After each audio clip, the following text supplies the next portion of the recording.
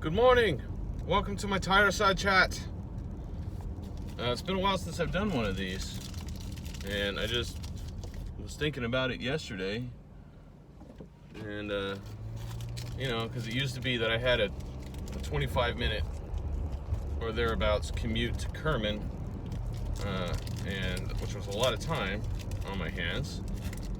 And now I'm only driving to Clovis, but really, Clovis, it's about 18 minutes from my house to the office, which is still plenty of time to record a quick video. Actually, it's probably better that I shorten my videos a bit, because I tend to ramble on and on and on, if you haven't noticed. So, pardon me, I know I'm always eating. Gotta have my protein bar. Actually been trying to cut back on these because I think they're kind of fattening. Well, it's extra calories, but they are filling, and there's protein, which is important. Anyhow, it is March 31st. Yeah, a lot's been going on the past few weeks. Taxes, well, I got that done like a while ago, but we actually got some really nice refunds this year from the state and the federal government. So that's always good. Danielle and I are planning our, well, we've already planned it, our vacation for our 5th wedding anniversary, which is at the end of May. We're gonna go on a Carnival cruise to Mexico, the Catalina, and I think it was Ensenada, which, we've done like that same cruise like 3 times now, but nice thing is this time we're getting one of the, I think it's the Ocean Suite. There's like 3 different suites. It's the Carnival Radiance. It's an older ship, but so and like, yeah, for the price, it wasn't bad. But yeah, we haven't been on a cruise in, well, since before COVID. So that'll be fun. And then Kai Ray's turning 18 in just a couple days on Sunday, which is kind of nuts and difficult to believe. So we're not really doing that much. They didn't really. They're kind of just like don't really want a big party and too much attention and stuff. So we're gonna take her out to dinner, wherever you want to go. You want to get a steak, take you out to a nice dinner, and then in a couple weeks we're going to Pisma, which is, it's a treat for Kaya, but it's really like it's a treat for all of us. Only hopefully Danielle is able to go, because now that she's the box office manager at Roger Rocca's, she has to make sure all the shifts are covered, of course, and she has one of her employees taking time off on that Saturday that we want to go, which is the 15th. And she just lost an employee, someone who had to quit, which is a long story. And it's like she's got 7 different people working in that box office to cover, Tuesday through Sunday. And it's like she struggles to get all the hours covered. It's like there's 7 people, but they all only work 10 hours a week, on average. It's not 10, it's probably like 15 or 20. Most of them are pretty part-time, and some of them are very part-time. So it's been kind of a struggle for her. And of course, if somebody can't cover, then she has to fill in. She got a little bit of a decent pay bump finally after like a year to take that job. But there was obviously a lot more responsibility than what she was doing as a regular box office employee. Here we go, getting on the freeway, and people are being pricks already.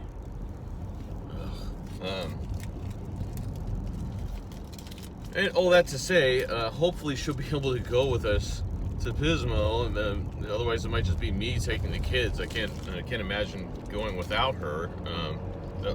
But I don't know when else we're going to be able to go too, because April 15th is, that weekend is when we're looking at going. That's when we have the kids, and we only have the kids every other week. And this person's being really slow. And the weekend of the 29th and 30th, I've got 2 different gigs I'm playing. The 29th, I'm playing with Jeff Bowman again, and Ben Batista, and Raymond Gonzalez, and Amber, sorry, I forget her last name, at the Auberry Library, doing that thing that we did during the Rogue Festival, which is really cool. And then that Saturday, the 29th, I think, yeah, 29th, and then the 20th, 29th, and 29th, and 30th. That Saturday is Porch Fest in the Tower District, and I'm playing at Porch Fest. People are being stupid. This guy's pissed. Sorry. Just trying to get over here, and then these people are driving slow. This guy behind me is all upset, I can tell. Sorry, we wanted to be in the same lane at the same time. So we're playing Porch Fest. Oh, he backed off. Okay. Which we did Porch Fest last year when I was in the Tough Love still, of course, which is no longer a thing. And we did it at this guy Kevin Wyant's, I think that's his last name. His house, which is near Fresno High, not far from my house, and which was really cool. He had a few other bands, including his own band, and he sets up like it was a nice, good-sized stage, like a 15 by 15 or 15 by 20 stage in his front yard on the grass, and he's got hour-long time slots. And since we did it last year, he also has like a fridge out in his backyard full of beverages, and like I think he had Piamonte sandwiches too. It was pretty hooked up. That shit was hooked up in a mug. In a mug. Wow, I'm bringing that back. So he texted me again this year. He was like, "Oh, I'd love to have you guys back." I'm like, "Well, I don't really have a band to come and play, but I'll figure something out." So that was like in January or February, and he's like, "Yeah, what time slot do you want?" And there was like 4 to 5. I'm like, "Sure, whatever, I'll figure something out." I thought, at worst, it'll just be me up on stage playing guitar and singing 90s rock tunes or something, but wound up also going back and jamming with the guy Jim, who was playing keyboards with us for a short period, and Tough Love's the Jim, and then Taylor Harden, our drummer, and Anthony on doing congas and percussions. And we've just like, it was kind of just like non-serious jam, kind of mess around, coming up with some tunes at first, and honestly, and I told them this, it's no big secret, but like, we practiced a few times in January or February, and then now, like, as time is getting short, and I had to decide what I wanted to do for this, we had a practice like a week and a half ago, and it was kind of goofing off, and didn't really accomplish much. And so then, like, then everyone wanted to practice again at Taylor's house, and I sent everyone this text. I was like, "Look," and I was probably being overly serious, but I was like, "Look, if we're gonna do this gig, then we need to come up with a set list of like 6 to 8 songs. We need to try to be like hunker down and actually get some more accomplished during practice, and not spend over an hour trying to figure out one song that shouldn't have been that complex." And so, yeah, we actually had practice a couple nights ago at Taylor's house, and it was just me and Taylor and Jim playing keyboards, and I had been experimenting with going back and forth between bass and guitar, and there is a bunch of stuff that I would like to do on the guitar, but it's more, I think I figured out that it maybe doesn't mix so well with what we're doing, and since it's just the only melodic instruments it's just me and then Jim on the keyboards, So like I was doing guitar and I was like trying to play like some soft sting stuff, and you know, not like distorted, but like soft plucking, and it was kind of, I think it was kind of colliding with what Jim was trying to do on the keyboards. So this last practice, I just stuck to my fretless bass, and that it actually went really well. I think, yeah, just in a couple hours. You know, we got together and we kind of had a meeting of the minds, and talked about all this stuff and hashed it out, and you know, and actually was really productive. Jim had some critiques about the Tough Love, our last band, and what he really didn't like about it, and we were like, just tell us how you really feel, man. And he was like, very clear. He was very clear about what our issues were, and Taylor and I were like, yeah, we fully 100% agree with you. So let's not do that. Let's, you know, actually, okay, if we're going through a song and there's a section where we don't think that's quite right, or we want to clarify, oh, this should be a minor chord, or the progression should be like this, then let's hammer that out. Like, I have no problem doing that. I'm not going to get upset if you say you don't like the way I'm doing it. I'm fine with that. Let's discuss it and make it better. And so, yeah, we actually got through, like, you know, 5 or so songs that were fairly well formed, and I recorded most of it. And then, so we just need, today's already, well, March 31st, like I said, so we've got, you know, a month to go back and hash out. And, you know, it's Porch Fest, and where we're playing, like, with the, you know, at least with the guy's band who owns the house that we played with last year. Great guy, good group of guys. But you know, I think as the Tough Love, we probably blew them out of the water. Even though it wasn't even the full band, it was just, you know, like only 4 or 5 of us. So anyways, I think the bar is not that high, and again, I'm worrying about it probably a little too much. But like I told everybody in that text that I sent them before the practice the other day, I've got kind of a reputation I want to uphold, or try to uphold, and maintain a level of professionalism, you know. But I'm probably worrying about it a little too much. Anyhow, I'm almost to work. Ooh, that's cold. Doesn't need to be that cold. What else? Man, a lot to talk about. It's been a crazy week for cryptocurrency, and politics, and yeah, there's a lot going on, just in the world. I try on these chats not to get too much into politics and stuff.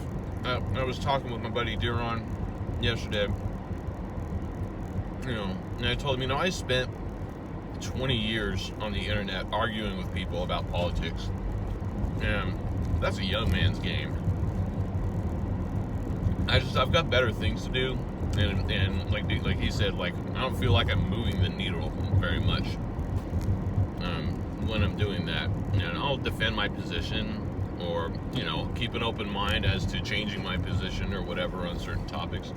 And I certainly keep up with things, and I certainly have opinions on things. But I'm just tired of arguing with people, and like the name calling and shit tossing back and forth on the internet. And so, you know, I don't know, if I'm really upset with something about, I'll bring it up. But the Senate Bill 686, the Restrict Act, people should be banging down the doors of their senators to tell them to stop that shit. I've like tweeted about it. I contacted my senators, but you know, there's only so much you can do. If you haven't looked into it yet, go check it out. Just Google it now. That's the TikTok ban that it was in the news. I think we started seeing it in the news like a week ago, and you know, and it's, everyone sees that and they either kind of blow it off, or they're like, oh no, don't ban TikTok. But really, that's not what it's ultimately about at all. When you go, I actually couldn't sleep one night, and I got up and was just going through Twitter, and someone had posted about it and posted the original bill, which is 55 pages long, and I kind of skimmed through, tried to read through it at 2 in the morning, the first half of it. I'll just say this: it references the Patriot Act in a positive manner, but then goes into talking about the ability for the government to infiltrate and basically spy on any and all networking equipment, VPNs, anything domestic where there's communications that have been sent overseas to foreign adversaries, which there's a lot of vague language in it, and it's pretty scary shit that needs to be nixed like as quickly as possible. And it's being sponsored by who is it's a Democratic senator. I think he's from West Virginia. No, but it's not. Anyways, it's sponsored by and supported by there's like 10 or 20 Republican and Democratic senators. So there's that. And what else was I gonna say? Oh, real quick, yeah, cryptocurrency has been very, very good to me this week, I guess. We'll see, but that can change in a heartbeat, right? Yeah, a couple of coins that I've had have done really well. One being Caspa. I've been talking about that since last summer or so. I've been mining it here and there. Been kind of go depending on, because my, the profitability wasn't always there. Wasn't sure what it was going to do, and I don't have free electricity. But yeah, just these past couple of weeks, that's really taken off. I had amassed a good amount of it, which is great. Yeah, we'll see if that goes anywhere. I mean, I think regardless of what is, I keep having to tell myself to be patient. Shut the car off.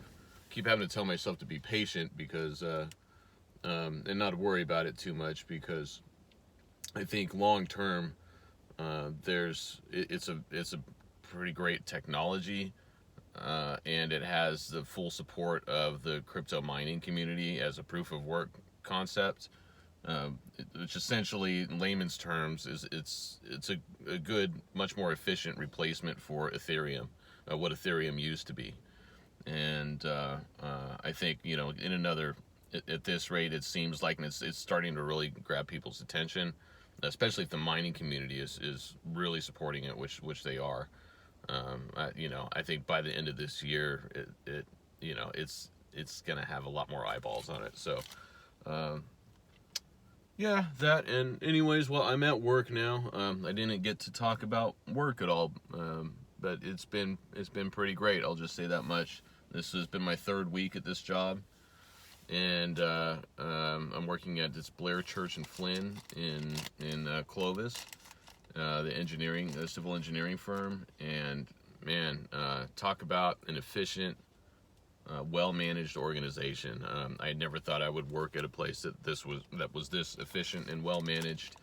I'm reporting to, so my position, I'm the assistant IT director at this point, and I don't know how much I can really go into, but it's very refreshing to see a place like this that really values their employees and treats them very well, and is focused on having great teamwork and getting jobs done quickly and efficiently. And they're pretty laid back. Like, as long as you're getting your work done, my schedule's been super flexible. I mean, I told my boss that pretty much right off the bat. I said, yeah, they're like, well, what hours do you want to work? Something, that kind of thing. And he's like, well, I'm usually here, 8 to 5. And I'm like, well, I prefer 7 to 4. Honestly, I'll get here about 7, and I'll usually not leave until 4:30. So. And then I usually eat lunch at my desk while I'm poking around at work stuff half the time. So you probably get 45 hours out of me every week, even though maybe on paper it's 40, depending. And then, I'll clock overtime if I'm like actually working on a project late or something. But otherwise, I don't care. I just, if I'm enjoying my work, I don't mind putting in a little extra effort, and I will put in extra effort, and I think it's, I don't know, that's my attitude towards it, and I think it's a good attitude to have. Hell, so anyways, all that to say, it's been great. I think this is a place I could find myself working at for a very long time, and it's it's a good sign when you're walking around the office meeting people. Hi, how are you? How long have you been working here? Oh, I've been here 18 years. I've been here 24 years. I've been here 12 years. I've been here 9 years. Obviously, there's people that have been here 1 or 2 years, but there's a lot of people that have been here a very long time. That's a very good sign. And I would like to, like I said during my interview, they're like, oh, it looks like you've been bouncing around from company to company these past couple of years. And I'm like, yeah, well, if I could find a place that treated me well and was great to work at, then I would stay there. It seems like maybe this is one of those places. So I would like to not have to find another job every year. I've been doing that this is the second year in a row where I quit my job and went looking for something else. So, which was, it was nice to take a break in between. Sometimes quitting your job is a very liberating feeling when you're not happy there. And I would highly recommend it. If you're not happy at your job, you should quit. Assuming that, you can find something else. But of course.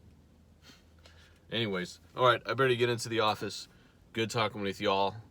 See you later.